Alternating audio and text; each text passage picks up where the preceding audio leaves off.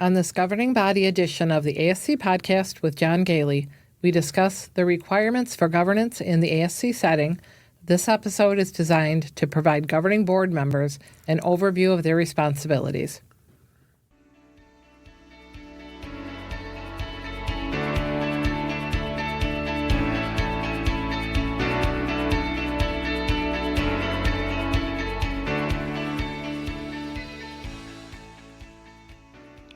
Welcome to the ASC Podcast with John Goehle, the longest-running podcast specifically focused on the freestanding ambulatory surgery industry. We would like to thank our sponsors, Surgical Information Systems, providing cutting-edge information solutions for surgery providers. Trivalence. Trivalence offers a comprehensive next-generation ASC solution that optimizes payment and supply chain performance, enabling actionable data insights. And Ambulatory Healthcare Strategies, the nation's leading regulatory and accreditation compliance resource for ambulatory surgery centers. For more information about our sponsors, please visit our website at ascpodcast.com.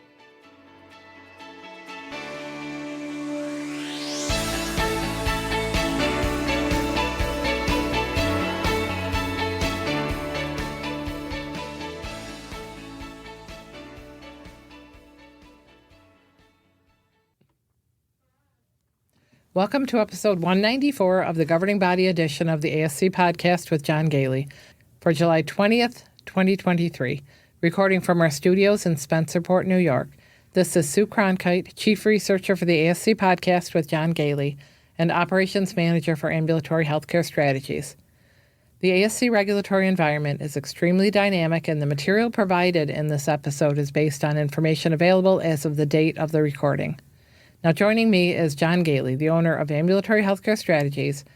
He is recognized as one of the nation's leading experts in the ambulatory surgery industry. Mr. Goehle is the author of over 10 books on the ASC industry, and he is a frequent industry speaker on regulatory accreditation and finance issues. So this is a brand new edition of the ASC Podcast with John Goehle. A podcast has been going on for more than 5 years, about 5.5 years now, and we every once in a while we have specially designed episodes. For example, we have a staff episode, and sometimes we have episodes that are focused on state associations. But we find a need for governing body members to have a concise summary of certain items, and we're kicking off this effort with this governing body edition where we're going to focus on the governance requirements from the Conditions for Coverage and Interpretive Guidelines. So hopefully you as governing body members know that your certification with Medicare is dependent upon you are following the conditions for coverage for ambulatory surgery centers and the interpretive guidelines that were also published by CMS that further interpret those conditions. So this is what we hope, Sue, to become an ongoing special edition of the podcast. But we thought it was extremely important to start off with really the most important thing for you as governing body members to know is what those regulations are. So therefore, let's jump right into the topic. So we always want to start these discussions by talking about the condition for coverage. And this one is 416.41, Condition for Coverage, Governing Body, and Management. So the ASC must have a governing body that assumes full legal responsibility for determining, implementing, and monitoring policies governing the ASC's total operation. The governing body has oversight and accountability for the Quality Assessment and Performance Improvement Program, ensures that the facility policies and programs are administered so as to provide quality health care in a safe environment, and develops and maintains a disaster preparedness plan, which is kind of everything. Everything, right. That's a very succinct statement. Of course, just to remind everyone that the conditions for coverage, of course, are the Medicare regulations that govern your Medicare certification. You need Medicare certification to become an ambulatory surgery center to be able to not only take care of Medicare patients, but most other health insurance providers require you to have a Medicare certification also, as well as your state might requirement as part of their licensing.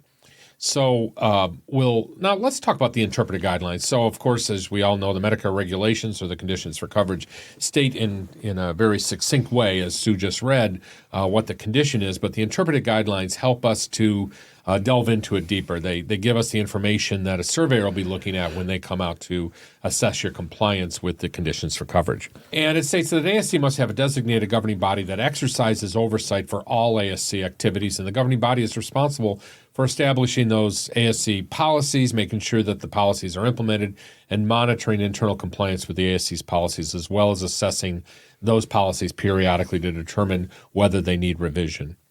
One of the toughest things in some organizations, especially large organizations, is determining what is the governing body. Sometimes, especially if that organization is affiliated with a hospital or a management company, identifying what part of the organization is the governing body is sometimes difficult. So make sure that in your organization you can specifically state who the governing body is. Maybe it's called the Board of Managers, maybe it's called the Board of Directors. Whatever it is, be ready when a surveyor comes out to identify not only the title of it, but the members of it, and be able to show that there are regular meetings of that body.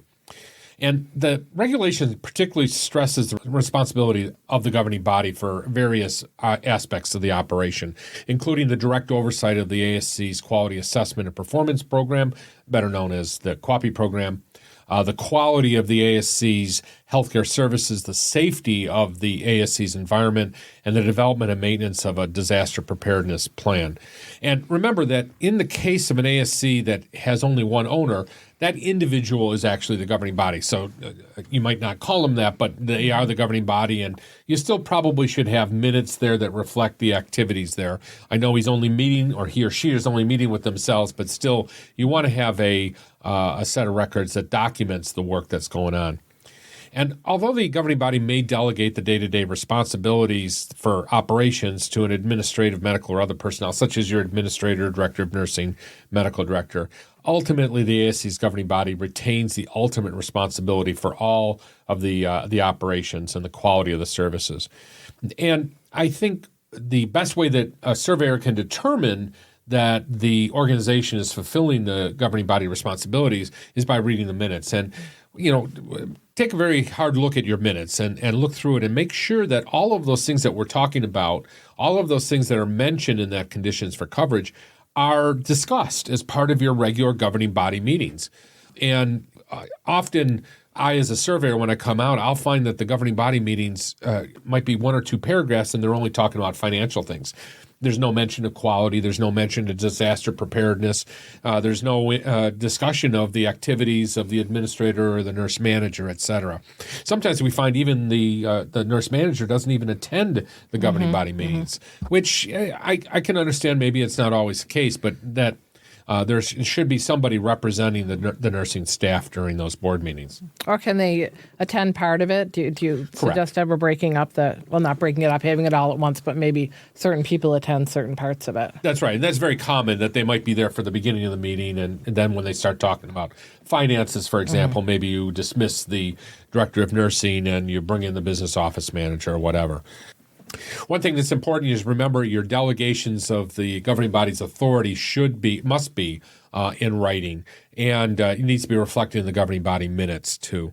The governing body is responsible for creating a safe environment where the ASC's patients can receive high-quality healthcare services. And that means that it's not only responsible for adopting the policies and procedures that govern all the operations, but also it has to take actions to ensure that those policies are implemented. So anytime that it's apparent that a breach has occurred or somebody is not following the policies and procedures, be that an employee or a member of the medical staff, the governing body has to take action, has to document the action that they're taking.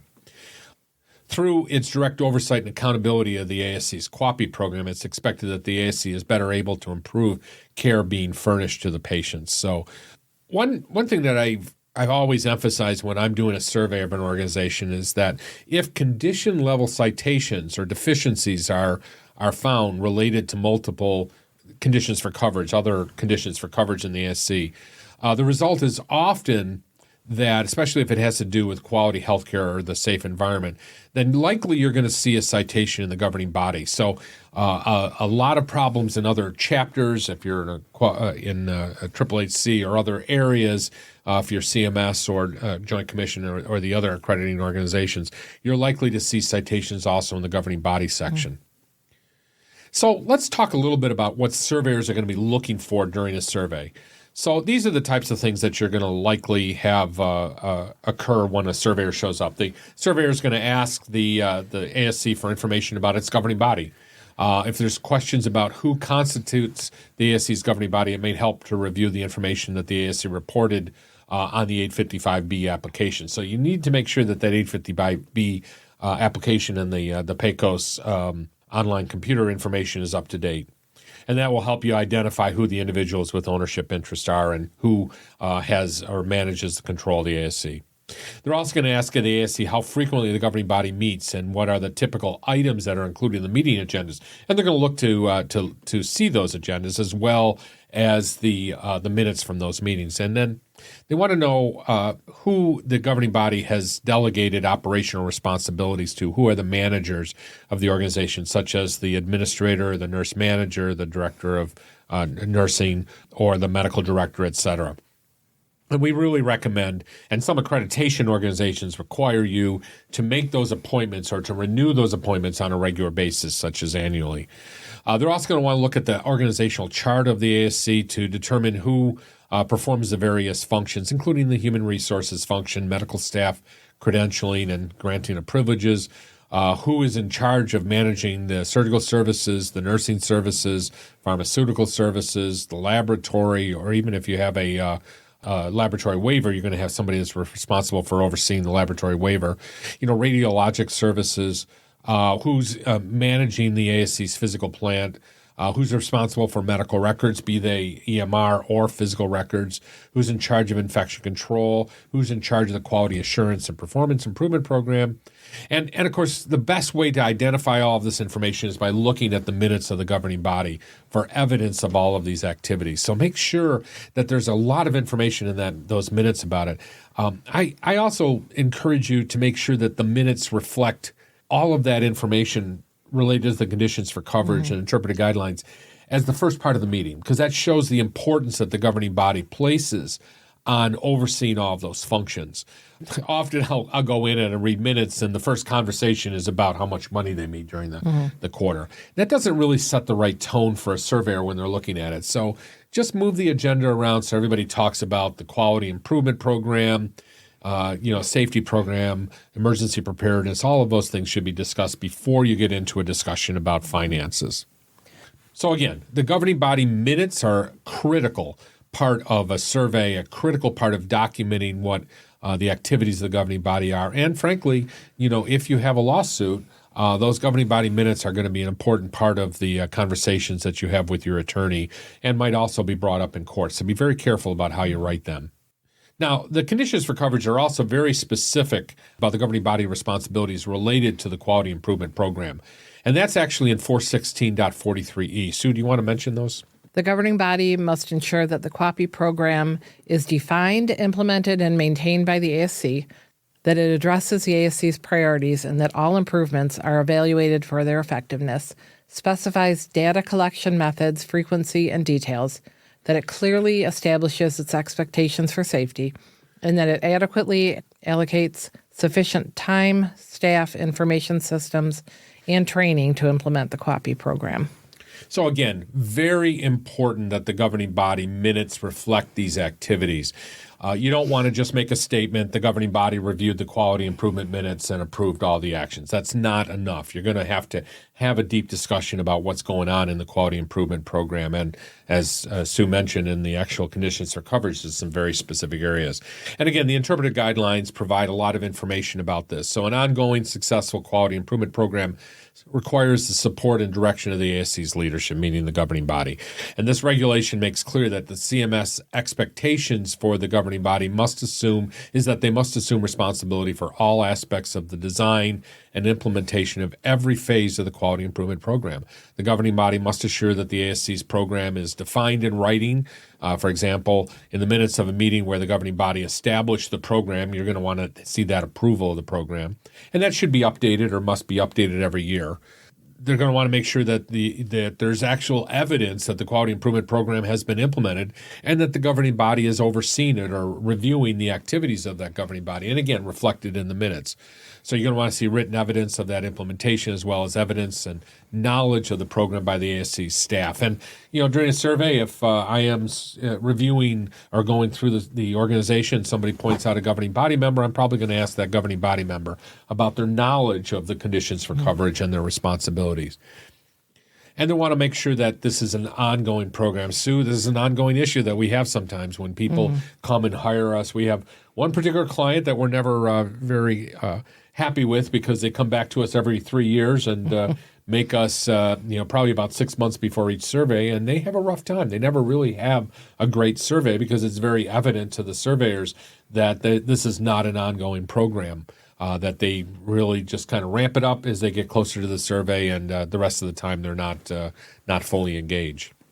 And they want to make sure that the governing body is aware of the various quality indicators that are being used, that there's some priorities established. They're going to want to look at the strategic plan, the goals and objectives established by the governing body to see that there's activities there that reflect what's going on in the quality improvement, infection control, risk management programs. And they want to make sure that they're actually using that data that's being collected and analyzed to improve the ASC's performance. You want to make sure that if the data is not telling you something, then you're going to want to search for other data that is going to tell you something about what's going on. And they want to evaluate the changes that have been designed to improve the performance to determine whether they are effective. In other words, every time you implement a new program, are all those changes that you put into place, any of those plans of correction that you put into place, are those effective in fixing whatever issues might have been identified? And the governing body also has to make sure that there's sufficient resources. Is the governing body allocating sufficient and qualified staff, including outside organizations like consultants, et cetera, as well as qualified individuals as the director of nursing, the administrator, infection control coordinator, medical director, et cetera.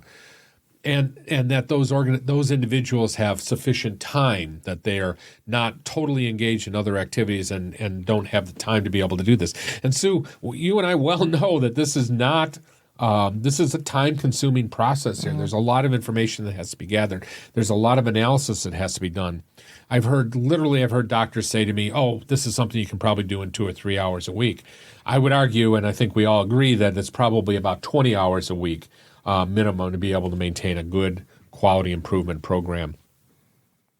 So make sure your governing body minutes reflect the allocation of those various resources in your organization, and that they follow up any time that they find that the resources have not been enough to deal with the issues.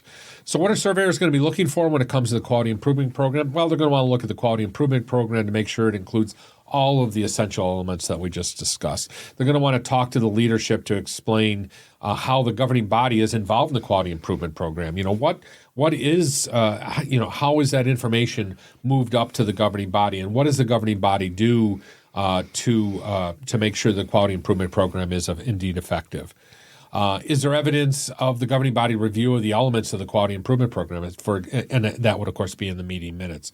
And then they're going to ask the leadership how it uses the program to improve performance. They're going to want to see actual activities. They're going to want to see things identified. Sue, you mentioned it earlier. Incident reports, of course, are a primary tool for identifying problems in your organization or opportunities for improvement.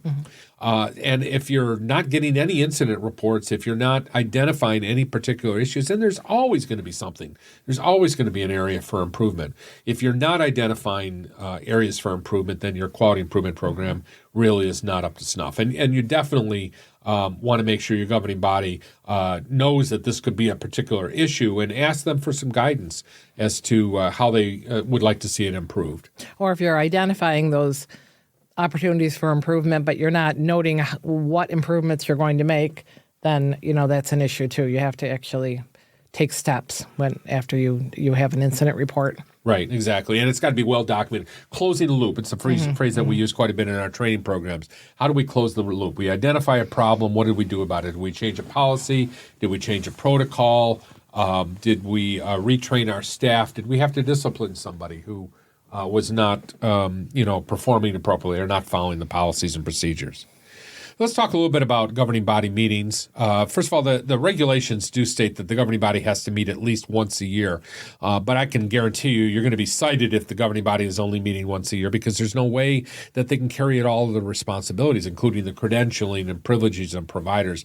If you have a quality improvement program, it has to be ongoing, which means you don't only deal with issues that have been identified once per year. You want to deal with them as they come along. So our strong recommendation, is that the governing body meet at least on a quarterly basis, and that those meetings be just after the quality improvement meeting, so that they can dwell or spend some time talking about all the activities of the quality improvement. And of course, the meeting minutes have to have documentation of all of the decisions made by the governing body.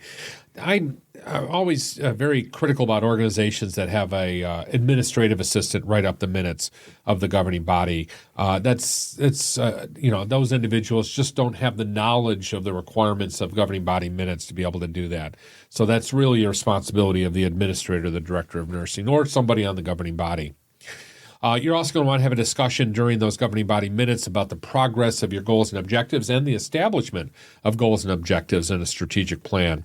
You're going to want to discuss legal issues, because from legal issues you can identify areas that might need improvement in your organization. Of course, you're going to want to have that financial update, which I frankly have never found a problem in most organizations in making sure a financial update is done.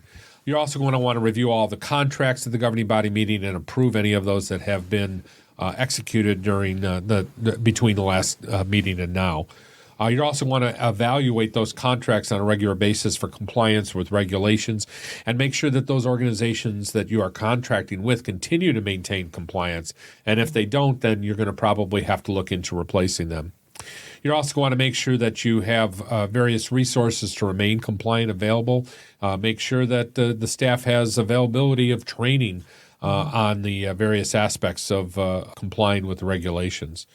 And you want to review changes to the regulations and implement changes to policies as necessary. I think COVID has taught us that regulations can change on a dime. As I was preparing for today's podcast, Sue, I was going through the CMS updates, because periodically we see things for the ASCs.